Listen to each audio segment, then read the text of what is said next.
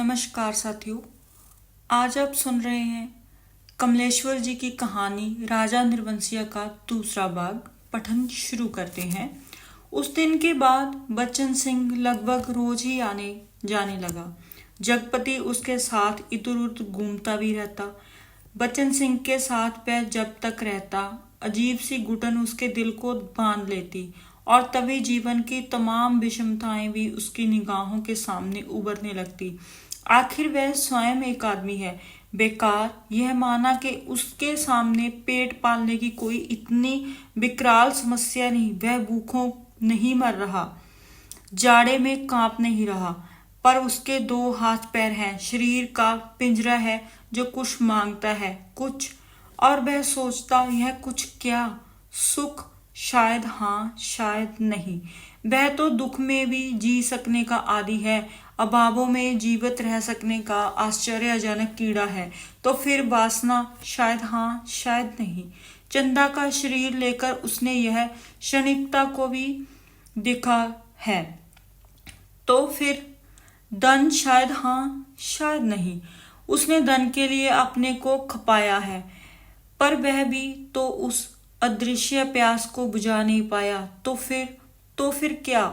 वह कुछ क्या है जो उसकी आत्मा में नासूर सा रिश्ता रहता है, अपना उपचार मांगता है? शायद काम?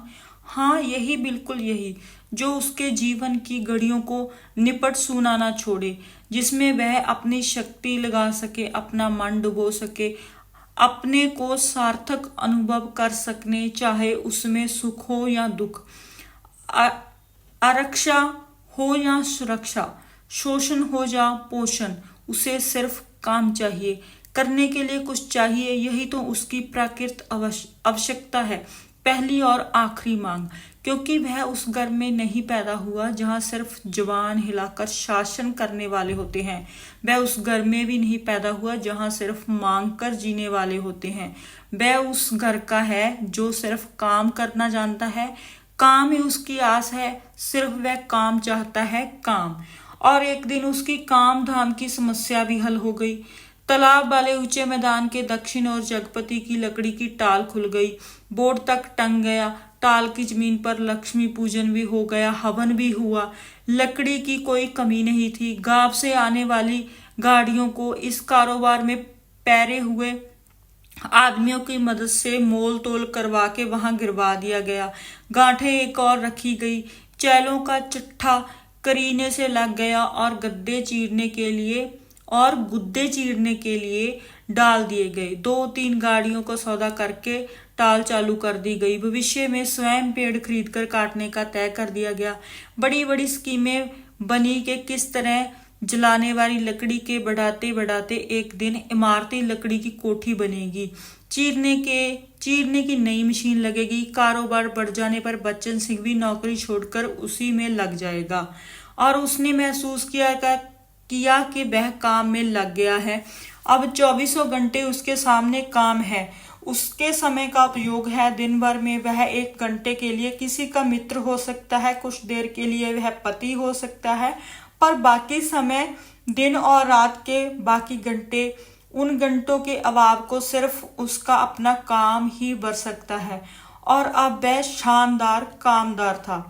वह कामदार तो था, लेकिन जब टाल की उस ऊंची जमीन पर पड़े छप्पर के नीचे तख्त पर वह गल्ला रखकर बैठता, सामने लगे लकड़ियों के ढेर, कटे हुए पेड़ के तने, जड़ों को लुढ़का हुआ देखता, तो एक निरहिता बरबस उसके दिल को बांधने लगती। उसे लगता एक व्यर्थ पिशाच का शरीर टुकड़े टुकड़े करके उसके सामने डाल दिया गया है। फिर इन पर कुल्हाड़ी चलेगी और उनके रेशे रेशे अलग हो जाएंगे, और तब इनकी ठठरियों को सुखाकर किसी पैसे वाले के हाथ तक पर तौलकर बेच दिया जाएगा। और तब उसकी निगाहें सामने खड़े ताड़ पर अटक जाती, जिसके बड़े बड़े पत्तों पर सुर्ख गर्दन वाले गिद्ध पर फड़फड़ाकर देर तक खामोश बैठे रहते। ताड़ का काला गद्देदार तना और उसके सामने ठहरी हुई वायु में निस्सहाय कांपती बारहीन नीम की पत्तियां चकराती जड़ती रहती। धूल भरी धरती पर लकड़ी की गाड़ियों के पहियों की पड़ी हुई लीक धुंधली सी चमक उठती और बगल वाले मूंगफली के पेच की एक रस खरखराती आवाज कानों में बरने लगती। बगल वाली कच्ची पगडंडी से कोई गुजरकर टीले के ढलान से तालाब की निचाई में उतर जाता, जिसके गंदले पानी में कूड़ा तैरते रहता। असुर कीचड़ में मुंह डालकर उस कूड़े को रौंदते रहते। दोपहर सिमटी और शाम की धुंध छाने लगती तो वह लालटेन जलाकर छप्पर के खंभे की कील में टांग देता और उसके थोड़ी ही देर बाद अस्पताल वाली सड़क से बच्चन सिंह एक काले धब्बे की तरह आता दिखाई पड़ता। गहरे पड़ते अंधेरे में उसका आकार धीरे धीरे बढ़ता रहता और जगपति के सामने जब वह आकर खड़ा होता तो वह उससे बहुत विशाल सा लगने लगता, जिसके सामने उसे अपना अस्तित्व डूबता महसूस होता। एक आंध बिक्री की बातें होती और तब दोनों घर की ओर चल देते। घर पहुंचकर बच्चन सिंह कुछ देर जरूर रुकता, बैठता, इधर उधर की बातें करता। कभी मौका पड़ जाता तो जगपति और बच्चन सिंह की थाली भी साथ लग जाती। चंदा सामने बैठकर दोनों को खिलाती। बच्चन सिंह बोलता जाता, क्या तरकारी बनी है, मसाला ऐसा पड़ा है कि उसकी भी बहार है और तरकारी का स्वाद भी ना मरा। होटलों में या तो मसाला ही मसाला रहेगा या सिर्फ तरकारी ही तरकारी। वाह वाह, क्या बात है अंदाज की। और चंदा बीच बीच में टोक कर बोलती जाती, उन्हें तो जब तक दाल में प्याज का भुना घी ना मिले तब तक पेट ही नहीं भरता। या सिरका अगर उन्हें नहीं मिल जाए तो समझो सब कुछ मिल गया। पहले मुझे सिरका न जाने कैसा लगता था, पर अब ऐसा जुबान पर चढ़ा है कि या उन्हें कागज सी पतली रोटी पसंद ही नहीं आती। अब मुझसे कोई पतली रोटी बनाने को कहे तो बनती ही नहीं, आदत पड़ गई है और फिर मन ही नहीं करता। पर चंदा की आंखें बच्चन सिंह की थाली पर ही जमी रहती। रोटी निपटी तो रोटी परोस दी। दाल खत्म नहीं हुई तो भी एक चमचा और परोस दी। और जगपति सिर झुकाए खाता रहता, सिर्फ एक गिलास पानी मांगता और चंदा चौंक कर पानी देने से पहले कहती, अरे तुमने तो कुछ लिया भी नहीं। कहते कहते वह पानी दे देती और तब उससे दिल पर गहरी सी चोट लगती। ना जाने क्यों वह खामोशी सी चोट उसे बड़ी पीड़ा दे जाती, पर अब उस अपने को समझा लेती। कोई मेहमान तो नहीं है, मांग सकते थे, भूख नहीं होगी। जगपति खाना खाकर टाल पर लेटने चला जाता, क्योंकि अभी तक कोई चौकीदार नहीं मिला था। छप्पर के नीचे तख्त पर जब वह लेटता तो अन्यास ही उसका दिल भर भर आता। पता नहीं कौन कौन से दर्द एक दूसरे से मिलकर तरह तरह की टीस, चटकन और ऐंठन पैदा करने लगते। कोई एक रख दुखती तो वह सहलाता भी। जब सभी नसें चटकती हैं हों तो क्या क्या राहत का अकेला हाथ सहलाए। लेटे लेटे उसकी निगाह ताड़ के उस ओर बनी पुख्ता कबर पर जम जाती, जिसके सराहने कंटीला बबूल एक एकांगी पेड़ सुन सा खड़ा रहता। जिस कबर पर एक पर्दा नशीन औरत बड़े लिहाज से आकर सवेरे सवेरे बेला और चमेली के फूल चढ़ा जाती, घुमा कर उसके फेरे लेती और माथा टेक कर कुछ कदम उदासी चलकर एकदम तेजी से मुड़कर विसातियों के मोहल्ले में खो जाती। शाम होते फिर आती, एक दिया बारती और अगर की बत्तियां जलाती, फिर मुड़ते हुए ओढ़नी का पल्ला कंधों पर डालती तो दिए की लौ कांपती, कभी कांप कर बुझ जाती। पर उसके कदम बढ़ चुके होते, पहले धीमे, थके, उदास से, फिर तेज, संदेह, सामान्य से, और वह फिर उसी मोहल्ले में खो जाती। और तब रात की तन्हाइयों में बबूल के कांटों के बीच उस साए साए करते ऊंचे नीचे मैदानों में जैसे उस कब्र से कोई रूह निकलकर निपट अकेली भटकती रहती। तभी ताड़ पर बैठे सुर्ख गर्दन वाले गिद्ध मनहूस सी आवाज में किलबिला उठते और ताड़ के पत्ते भयानकता से खड़बड़ा उठते। जगपति का बदन कांप जाता और वह भटकती रूह जिंदा रह सकने के लिए जैसे कब्र की ईंटों में बबूल के साया तले दुबक जाती। जगपति अपनी टांगों को पेट से बींचकर कंबल से मुंह छिपा औंधा लेट जाता। तड़के ही ठेके पर लगे लकड़हारे लकड़ी चीरने आ जाते। तब जगपति कंबल लपेट घर की ओर चल जाता। राजा, अभी ये दूसरी कहानी का प्रसंग चल रहा है। राजा रोज सवेरे टहलने जाते थे। माँ सुनाया करती थी, एक दिन जैसे ही महल के बाहर निकलकर आए कि सड़क पर झाड़ू लगाने वाली मेहतरानी उन्हें देखते ही अपना झाड़ू पंजा पटक कर माथा पीटने लगी और कहने लगी, हाय राम, आज राजा निर्वंशिया का मुंह देखा है। ना जाने रोटी भी नसीब होगी कि नहीं, ना जाने कौन सी विपत टूट पड़े। राजा को इतना दुख हुआ कि उल्टे पैरों महल लौट गए। मंत्री को हुक्म दिया कि उस मेहतरानी का घर नाद से भर दे और सब राजसी वस्त्र उतार राजा उसी क्षण जंगल की ओर चले गए। उसी रात रानी को सपना हुआ कि कल की रात तेरी मनोकामना पूरी होने वाली है। रानी बहुत पछता रही थी, पर फौरन ही रानी राजा को खोजती खोजती उस सराय में पहुंच गई जहां वह टिके हुए थे। रानी वेश बदलकर सेवा करने वाली बटियारिन बनकर राजा के पास रात में पहुंची। रात भर उनके साथ रही और सुबह राजा के जगने से पहले सराय छोड़ महल में लौट आई। राजा सुबह उठकर दूसरे देश की ओर चले गए। 2 ही दिनों में राजा के निकल जाने की खबर राजभर में फैल गई। राजा निकल गए, चारों तरफ यही खबर थी और उस दिन टोले मोहल्ले के हर आंगन में बरसात के मेह की तरह यह खबर बरसकर फैल गई कि चंदा के बाल बच्चा होने वाला है। नुक्कड़ पर जमुना सुनार की कोठड़ी में फिकती सुरही रुक गई। मुंशी जी ने अपना मिजान लगाना छोड़ विस्फारित नेत्रों से ताक कर खबर सुनी। बंसी किराने वाले ने कुएं में से आंधी गई रस्सी खींच डोल मन पर पटक कर सुना। सुदर्शन दर्जी ने मशीन के पहिए को हथेली से रगड़ कर रोक कर सुना और हंसराज पंजाबी ने अपनी नील लगी मलगंजी कमीज की आस्तीनें चढ़ाए हुए सुना और जगपति की बेवा चाची ने औरतों के जमघट में बड़े विश्वास पर वेद भरे स्वर में सुनाया। आज 6 साल हो गए शादी को, न बाल न बच्चा, ना जाने किसका पाप है उसके पेट में और किसका होगा सिवा उस मुस्टंडे कंपोटर के। जाने कहां से कुलच्छनी इस मोहल्ले में आ गई। उस गली की तो पुश्तों से ऐसी मर्जाद रही है कि गैर मर्द औरत की परछाई तक नहीं देख पाए। यहाँ के मर्द तो बस अपने घर की औरतों को जानते हैं, उन्हें तो पड़ोसी के घर की जनानियों की गिनती तक नहीं मालूम। यह कहते कहते उनका चेहरा तमतमा आया और सब औरतें देवलोक की देवियों की तरह गंभीर बनी, अपनी पवित्रता की महानता के बोझ से दबी धीरे धीरे खिसक गई।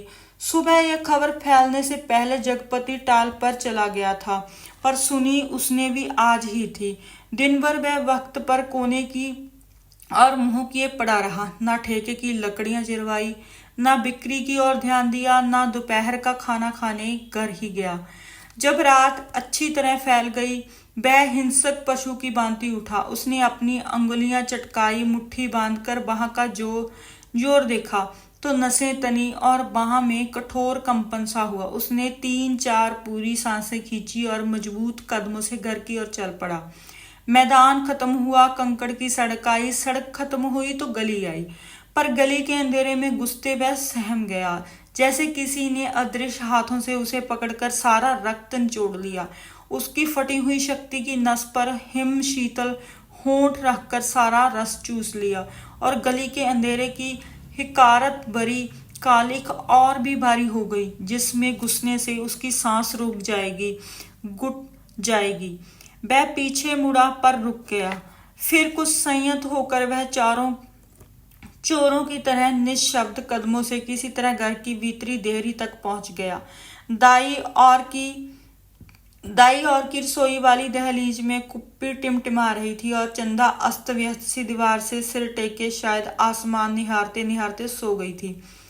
कुप्पी का प्रकाश उसके आंधे चेहरे को उजागर किए था और आधा चेहरा गहन कालिमा में डूबा अदृश्य था।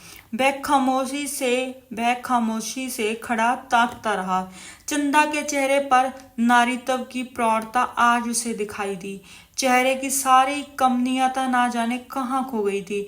उसका अछूतापन ना जाने कहाँ लुप्त हो गया था। फूला फूला मुख जैसे टहनी से तोड़े फूल को पानी में डालकर ताजा किया गया हो, जिसकी पंखुड़ियों में टूटन की सुरमई रेखाएं पड़ गई हों, पर भीगने से भारीपन आ गया हो। उसके खुले पैर पर उसकी निगाह पड़ी तो सूजा सा लगा, एड़ियां भरी सूजी सी और नखूनों के पास अजब सा सूखापन। जगपति का दिल एक बार महसूस उठा। उसने चाहा कि बढ़कर उसे उठा ले, अपने हाथों से उसका पूरा शरीर छू छू कर सारा कलुष पोंछ दे, उसे अपनी सांसों की अग्नि में तपाकर एक बार फिर से पवित्र कर ले और उसकी आंखों की गहराइयों में झांक कर कहे, देवलोक से किस शाबस निर्वासित हो तुम इधर आ गई चंदा। यह शाप तो अमिट था। तभी चंदा ने हड़बड़ाकर आंखें खोली, जगपति को सामने देखा। उसे लगा कि वह एकदम नंगी हो गई हो। अतिशय लज्जित हो उसने अपने पैर समेट लिए, घुटनों से धोती नीचे सरकाई और बहुत संयत सी उठकर रसोई के अंधेरे में खो गई। जगपति एकदम हताश हो वहीं कमरे की देहरी पर चौखट से सिर टिकाकर बैठ गया। नजर कमरे में गई तो लगा कि प्राय स्वर यहाँ गूंज रहे हैं, जिनमें चंदा का भी एक है। एक तरफ घर के एक कोने से अंधेरा सैलाब की तरह बढ़ता आ रहा था। एक अजीब निस्तब्धता, असमंजस गति पर पथभ्रष्ट शक्लें पर आकारहीन। खाना खा लेते चंदा का स्वर कानों में पड़ा। वह अनजाने ऐसे उठ बैठा जैसे तैयार बैठा हो। उसकी बातों की आज तक उसने अवज्ञा ना की थी। खाने तो बैठ गया पर कौर नीचे नहीं सरक रहा था। तभी चंदा ने उसे सधे शब्दों में कहा, कल मैं गांव जाना चाहती हूँ। जैसे वह इस सूचना से परिचित था। बोला, अच्छा। चंदा फिर बोली, मैंने बहुत पहले घर चिट्ठी डाल दी थी, भैया कल लेने आ रहे हैं। तो ठीक है, जगपति वैसे ही डूबा डूबा बोला। चंदा का बांध टूट गया और वह वही घुटनों में मुंह दबाकर कातर सी फफक कर रो पड़ी। ना उठ सकी ना हिल सकी। जगपति क्षण भर को विचलित हुआ, पर जैसे जम जाने के लिए उसके होंठ फड़के और क्रोध से ज्वालामुखी को जबरन दबाते हुए भी वह फूट पड़ा। यह सब मुझे क्यों दिखा रही हो? यह सब मुझे क्या दिखा रही है? बेशर्म, बेगैरत। उस वक्त नहीं सोचा था जब मेरी लाश तले।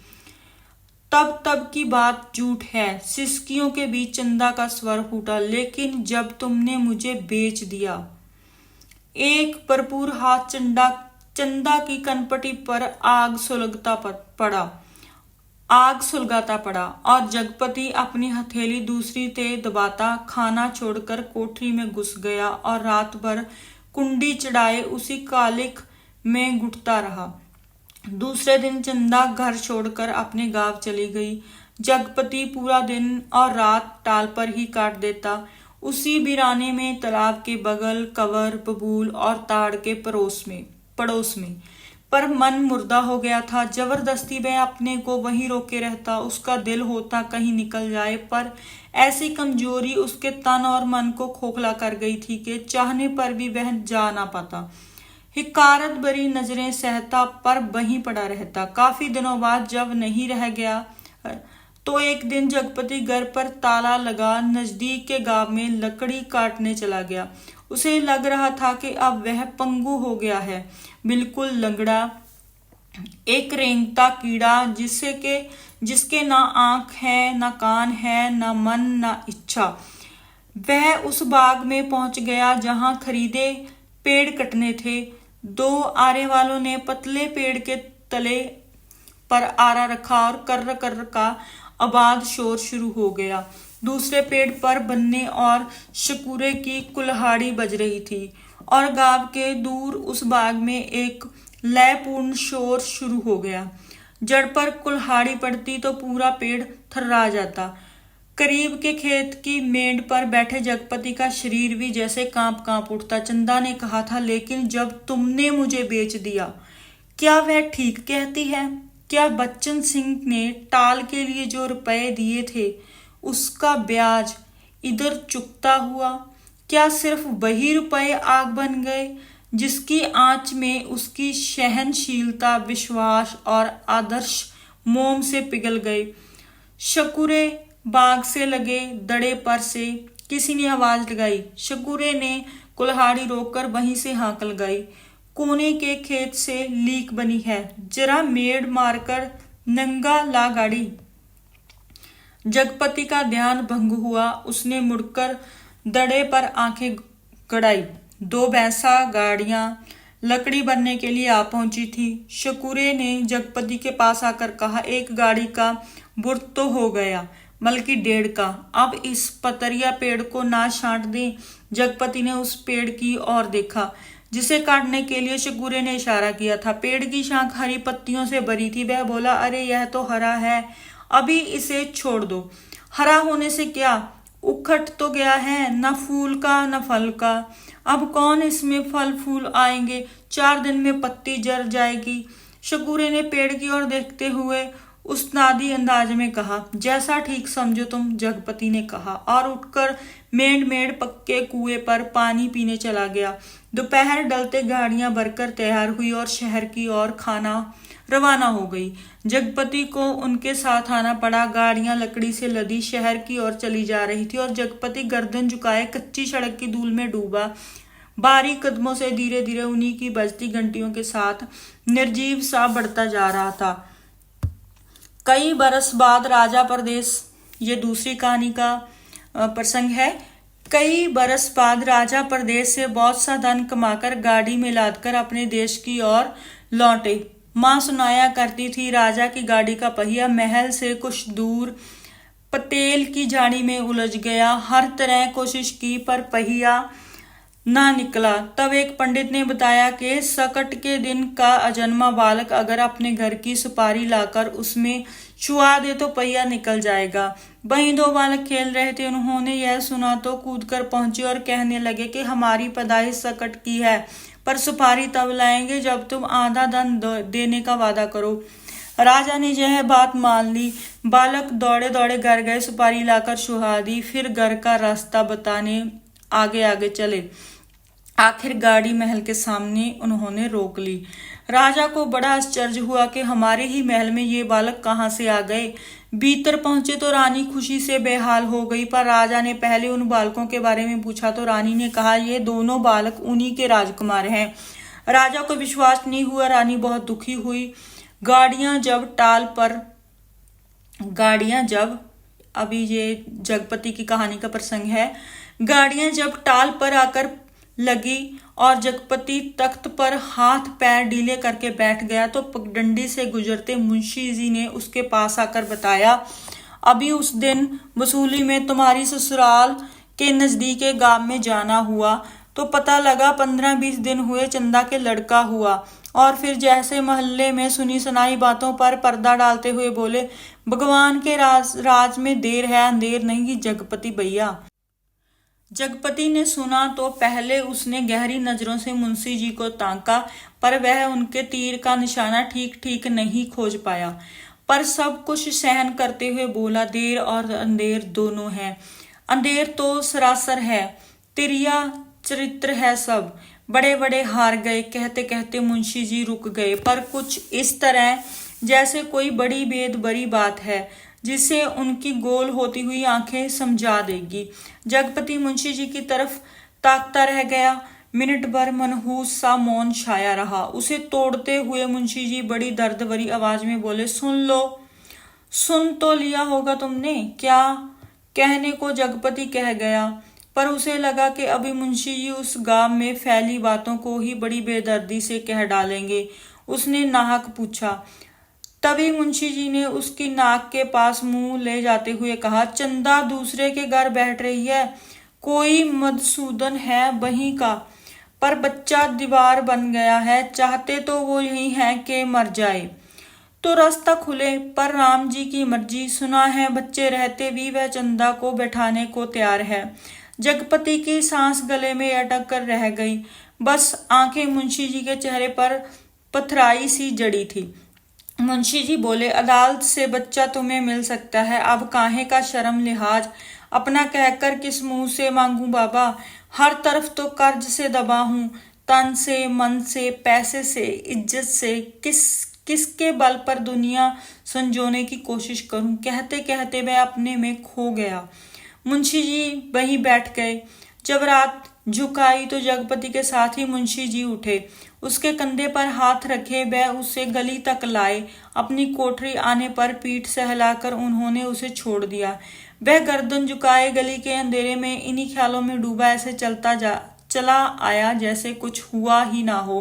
पर कुछ ऐसा बोझ था जो ना सोचने देता था और ना समझने। जब चाची की बैठक के पास से गुजरने लगा तो सहसा उसके कानों में बनक पड़ी, आ गए सत्यानाशी कुलबोरन। उसने जरा नजर उठाकर देखा तो गली की चाची भौजाइयां बैठक में जमा थी और चंदा की चर्चा छिड़ी थी। पर वह चुपचाप निकल गया। इतने दिनों बाद ताला खोला और बरौठों के अंधेरे में कुछ सूझ न पड़ा तो एकाएक वह रात उसकी आंखों के सामने घूम आई जब वह अस्पताल से चंदा के साथ लौटा था। बेवा चाची का यह जहर बुझा तीर राजा निर्वंशिया अस्पताल से लौट आई और आज सत्यानाशी कुलबोरन और स्वयं उसका वह वाक्य जो चंदा को छेद गया था, तुम्हारे कभी कुछ ना होगा। और उस रात की शिशु चंदा का लड़का हुआ है, वह कुछ और जनती, आदमी का बच्चा न जनती, वह और कुछ भी जनती, कंकड़ पत्थर वह नारी न बनती, बच्ची ही बनी रहती। उस रात की शिशु चंदा। पर चंदा यह सब क्या करने जा रही है? उसके जीते जी वह दूसरे के घर बैठने जा रही है। कितने बड़े पाप में धकेल दिया चंदा को। पर उसे भी तो कुछ सोचना चाहिए, आखिर क्या? पर मेरे जीते जी तो यह सब अच्छा नहीं। वह इतनी घृणा बर्दाश्त करने भी जीने को तैयार है या मुझे जलाने को। वह मुझे नीच समझती है, कायर नहीं तो एक बार खबर तो लेती, बच्चा हुआ तो पता लगता। पर नहीं, वह उसका कौन है? कोई भी नहीं। औलाद ही तो वह स्नेह की दूरी है जो आदमी औरत के पहियों को साध कर तन के दलदल से पार ले जाती है। नहीं तो हर औरत वैश्या है और हर आदमी वासना का कीड़ा। तो क्या चंदा औरत नहीं रही? वह जरूर औरत थी, पर स्वयं मैंने उसे नरक में डाल दिया। वह बच्चा मेरा कोई नहीं, पर चंदा तो मेरी है। एक बार उसे ले आता, फिर यहाँ रात के मोहक अंधेरे में उसके फूल से अधरों को देखता, निर्द्वंद्व सोई पलकों को निहारता, सांसों की दूध सी अछूती महक को समेट लेता। आज का अंधेरा, घर में तेल भी नहीं जो दिया जला ले। और फिर किसके लिए? कौन जलाए? चंदा के लिए। पर उसे तो बेच दिया था। सिवा चंदा के कौन सी संपत्ति उसके पास थी जिसके आधार पर कोई कर्ज देता? कर्ज ना मिलता तो यह सब कैसे चलता? काम पेड़ कहाँ से कटते? और तब शुक्रे के वह शब्द उसके कानों में गूंज गए, हरा होने से क्या उखड़ तो गया है? वह स्वयं भी तो एक उखटा हुआ पेड़ है, न फल का न फूल का, सब व्यर्थ ही तो है। जो कुछ सोचा उस पर कभी विश्वास न कर पाया। चंदा को चाहता रहा पर उसके दिल में चाहत न जगा पाया। उसे कहीं से एक पैसा मांगने पर डांटता रहा, पर खुद लेता रहा और आज वह दूसरे के घर बैठ रही है। उसे छोड़कर वह अकेला है। हर तरफ बोझ है जिसमें उसकी नस नस कुचली जा रही है, रग रग फट गई है और वह किसी तरह टटोल कर भीतर घर में पहुंचा। माफ कीजिएगा, रानी अपने कुल देवता के मंदिर में पहुंची। माँ सुनाया करती थी। अपने सतीत्व को सिद्ध करने के लिए उन्होंने घोर तपस्या की। राजा देखते रहे। कुल देवता प्रसन्न हुए और उन्होंने अपनी दैवी शक्ति से दोनों बालकों को तत्काल जन्मे शिशुओं में बदल दिया। रानी की छातियों में दूध भर आया और उनमें से धार फूट पड़ी जो शिशुओं के मुंह में गिरने लगी। राजा को रानी के सतीत्व का सबूत मिल गया। उन्होंने रानी के चरण पकड़ लिए और कहा कि तुम देवी हो, ये मेरे पुत्र हैं। और उस दिन से राजा ने फिर से राज का संभाल लिया। पर उसी रात जगपति अपना सारा कारोबार त्याग, अफीम और तेल पीकर मर गया, क्योंकि चंदा के पास कोई दैवी शक्ति नहीं थी और जगपति राजा नहीं था, बच्चन सिंह कंपाउंडर का कर्जदार था। राजा ने दो बातें की। माँ सुनाती थी, एक तो रानी के नाम से उन्होंने बहुत बड़ा मंदिर बनवाया और दूसरे राज के नए सिक्कों पर बड़े राजकुमार का नाम खुदवाकर चालू किया, जिससे राजभर में अपने उत्तराधिकारी की खबर हो जाए। जगपति ने मरते वक्त 2 पर्चे छोड़े, एक चंदा के नाम, दूसरा कानून के नाम। चंदा को उसने लिखा था, चंदा मेरी अंतिम चाह यही है कि तुम बच्चे को लेकर चली आना। अभी 1-2 दिन मेरी लाश की दुर्गति होगी, तब तक तुम आ सकोगी। चंदा आदमी को पाप नहीं पश्चाताप मारता है। मैं बहुत पहले मर चुका था, बच्चे को लेकर जरूर चली आना। कानून को उसने लिखा था, किसी ने मुझे मारा नहीं है, किसी आदमी ने नहीं। मैं जानता हूं कि मेरे जहर की पहचान करने के लिए मेरा सीना चीरा जाए, उसमें जहर है। मैंने अफीम नहीं, रुपए खाए हैं। उन रुपयों के कर्ज का जहर था, उसी ने मुझे मारा है। मेरी लाश तब तक ना जलाई जाए जब तक चंदा बच्चे को लेकर ना आ जाए, आग बच्चे से दिलवाई जाए। बस। माँ जब कहानी समाप्त करती थी तो आसपास बैठे बच्चे फूल चढ़ाते थे। मेरी कहानी भी खत्म हो गई है। पर साथियों, अभी आप सुन रहे थे कमलेश्वर जी की कहानी राजा निर्वंशिया का दूसरा भाग। अगर आपको हमारी पेश की गई कहानियां पसंद आती हैं तो चैनल को जरूर सब्सक्राइब करें और वीडियो को लाइक और शेयर करें, और अपना सुझाव आप कमेंट बॉक्स में जाकर रख सकते हैं। धन्यवाद।